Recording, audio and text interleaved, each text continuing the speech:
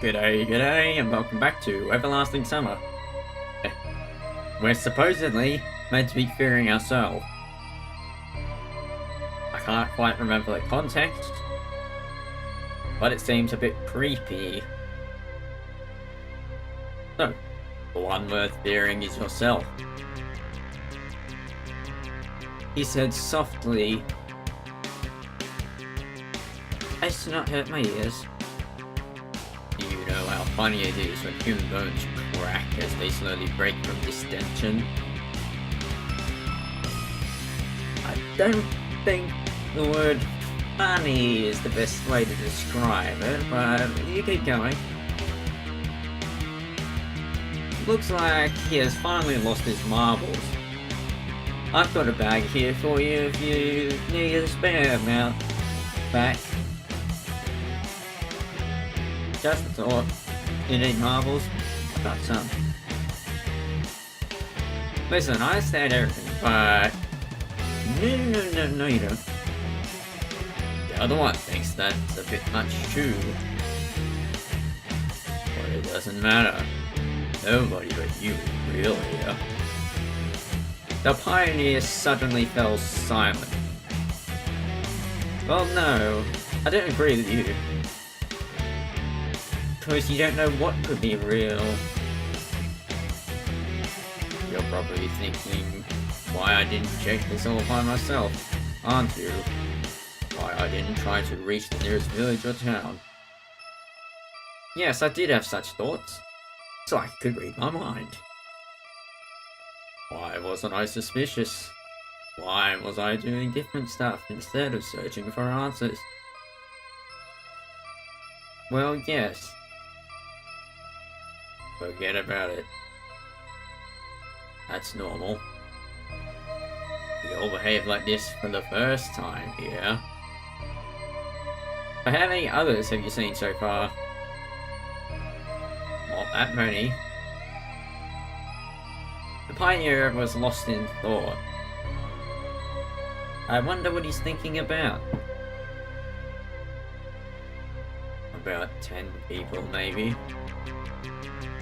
But I'm sure there's many more than them. And is everyone like this? In fact, yes. Only the details are different. But the main thing is invariable. There's no way out of here. And by the way, you're just like the majority of them. The only thing that differs is that you have heard everything from me instead of experiencing it for yourself. I don't know if I should thank him for that. Well, and what now? Nothing, he said shortly. Oh, I'm blacking out again. I closed my eyes and lost myself in thought. That was a critical mistake. When I opened my eyes, I didn't see anybody, just like the previous times. You should have kept them open there, mate. Should have kept them open.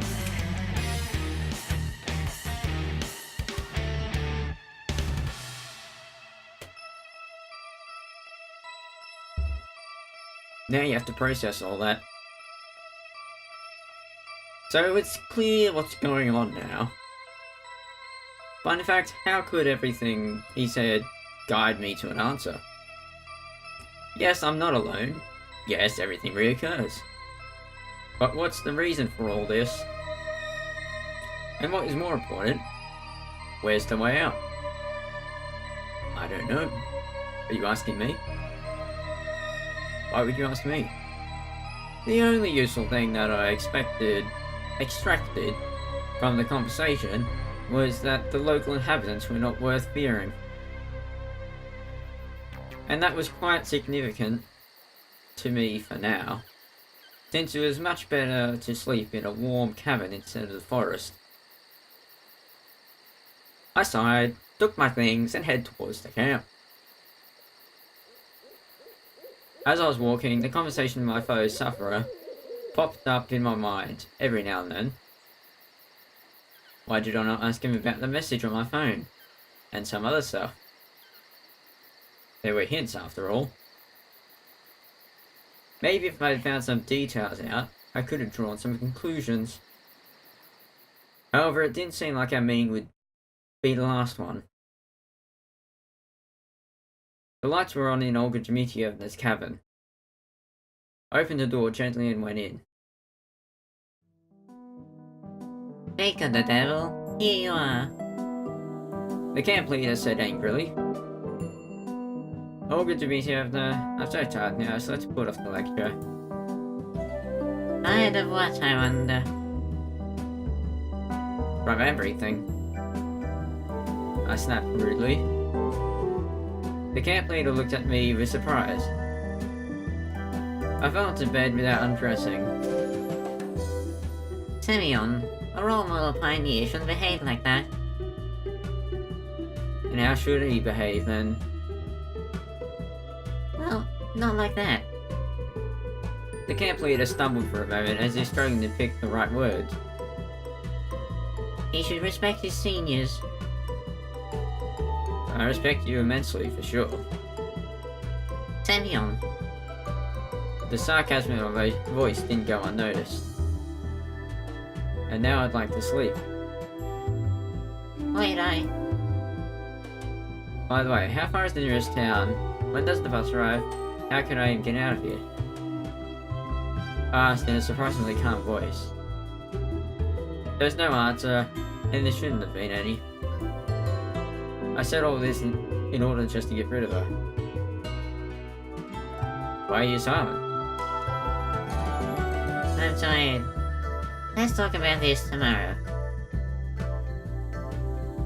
The camp leader got up and turned off the light. Yes, it's all just like that guy said. Why did I speak to him so calmly and properly, I wonder? I should have been shivering from horror. That pioneer didn't have much credibility, but I had a feeling that he's unable to harm me. As soon as I thought that it would be a good idea to ask something else, fatigue overtook me and passed out. You're passing out again? Good night.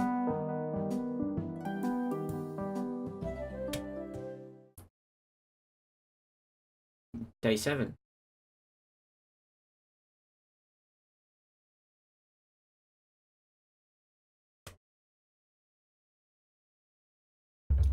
The bright sunlight was striking my eyes, even through my eyelids. For a second I thought I'd wake up on the bus. I stretched out lazily and quickly got myself out of the bed. It was 2 p.m. It looked like yesterday really finished me off and my body required much more time to recover than usual. I had a stroll around the room thinking of what I should do today. Obviously my life in camp would never be the same again after everything that I'd heard from that strange pioneer. And if everything's just as he said, I have plenty of time ahead. I grabbed my hygiene kit and went outside. I managed to take only a couple steps as somebody ran into my back. I turned around and saw Eliza. Hey, be careful. Okay. She said indifferently and ran off on her way. She held some kind of bag on her hand.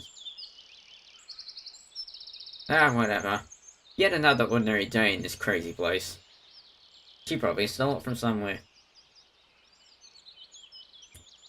I finished brushing my teeth and then spent an eternity washing my face with ice-cold water to bring myself to my senses and refresh my head, at least a bit.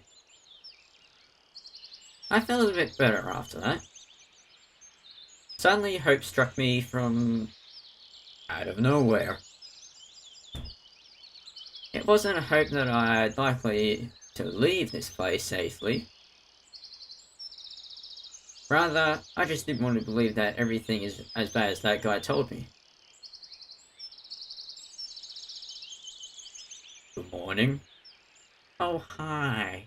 Are you the same one? Have we met before? Like, 5 times? Heard a faint voice coming from the woods. Someone stood behind a tree. Morning. Are you ready? What for? Ready for what? I looked again and it seemed like it was the pioneer from the bus stop yesterday. Indeed, I was prepared for such weirdness today, so I wasn't really surprised. I started this conversation quite clear-headed. You didn't believe him, did you? Let's all have the same voice. What are you talking about? Everything that he said. Alright, but what's your opinion on what's happening? I'd already distanced myself from the outside world and decided to treat everything happening to me just like a fictional film, not reality. Hopefully it would give me more room to move around in terms of situational logic and analysis. There is an exit. There has to be. He said excitedly. I don't know, but I'd like to believe that too. If you just... Carry on. I turned around. Hi, Slavia. How have you been? I've been a bit confused. There's more of me running around than there usually is.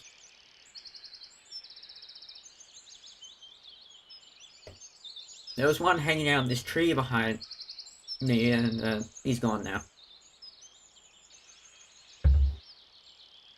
Did you see him?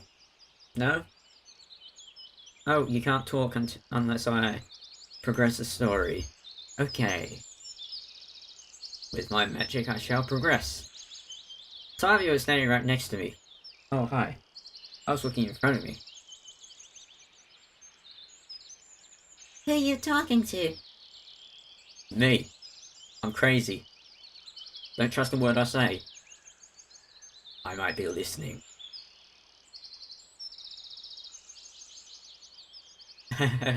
No one. No one at all. You saw nothing. Just talking to myself. I'm not crazy. You're crazy. I hardly think it's worth telling her about aliens from parallel worlds. She won't understand it, will she? Maybe she will.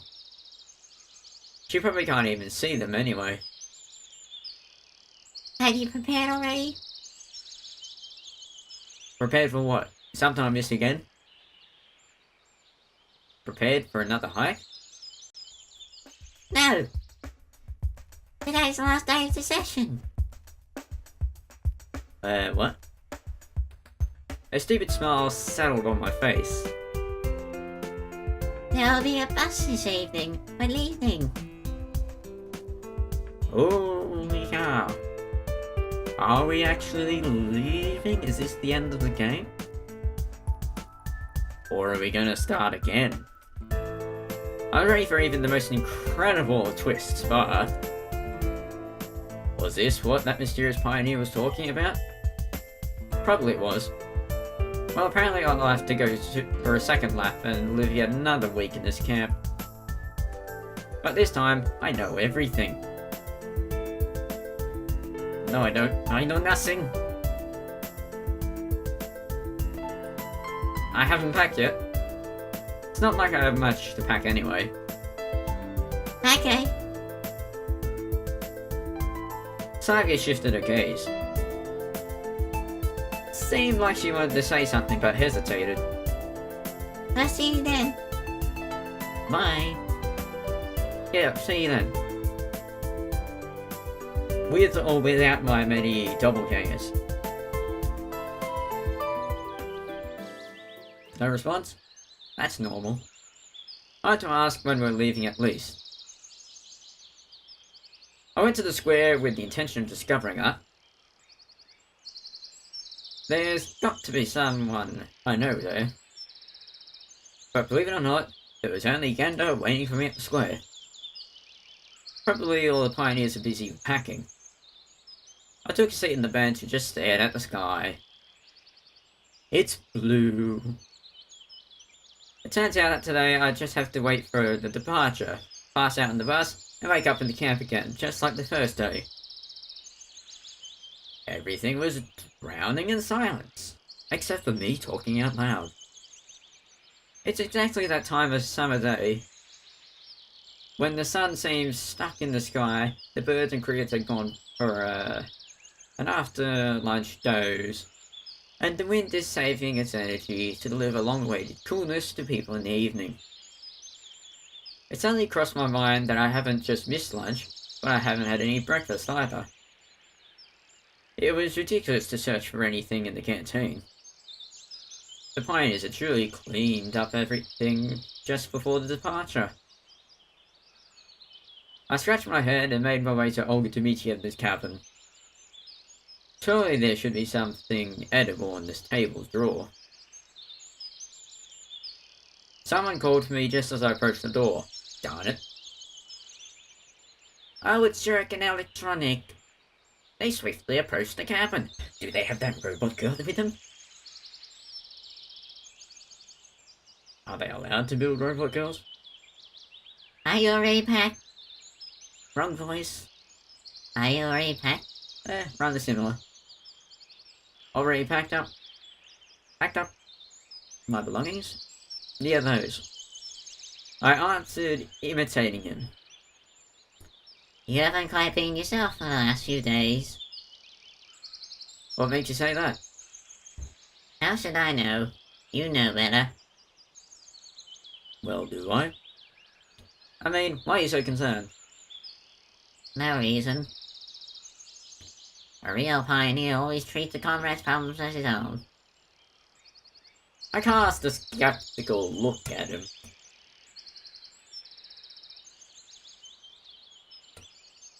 You have been looked at skeptically. Don't try anything funny. Thanks for your concern. I'm fine, sure. Surely. Oh, I'm in the cabin now. There actually was half a loaf of stale bread and a piece of smoked sausage in the drawer. How lovely.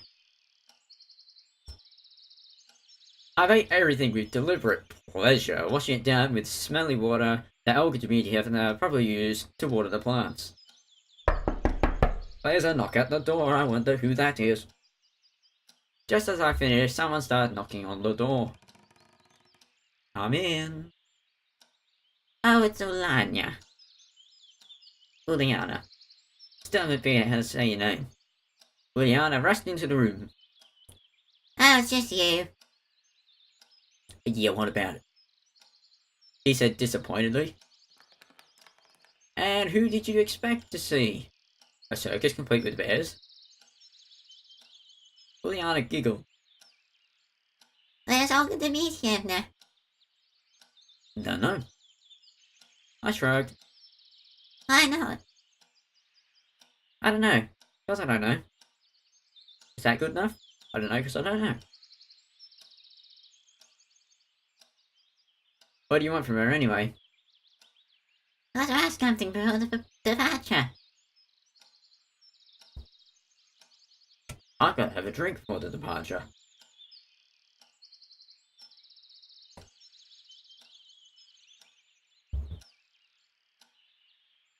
Okay, I'll tell her that you were searching for her if I see her. Oh, by the way, what are you packing up? Like I have much to pack. I'll see you. Bye.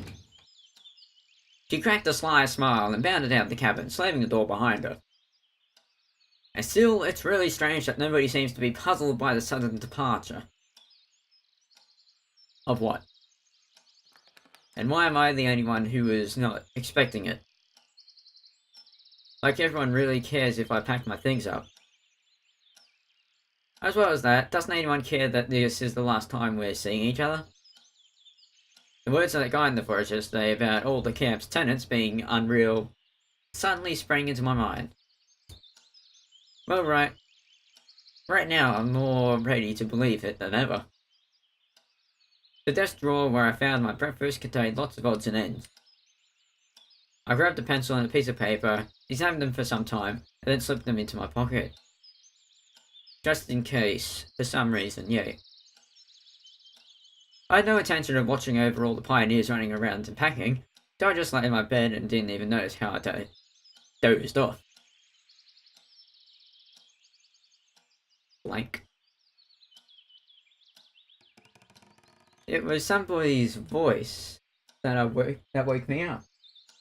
There's a whisper from someone else. I think I saw something.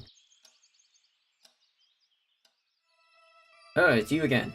A familiar pioneer was sitting directly opposite with his back to me. Well, I can see his front. I'd gotten used to him, but since yesterday, and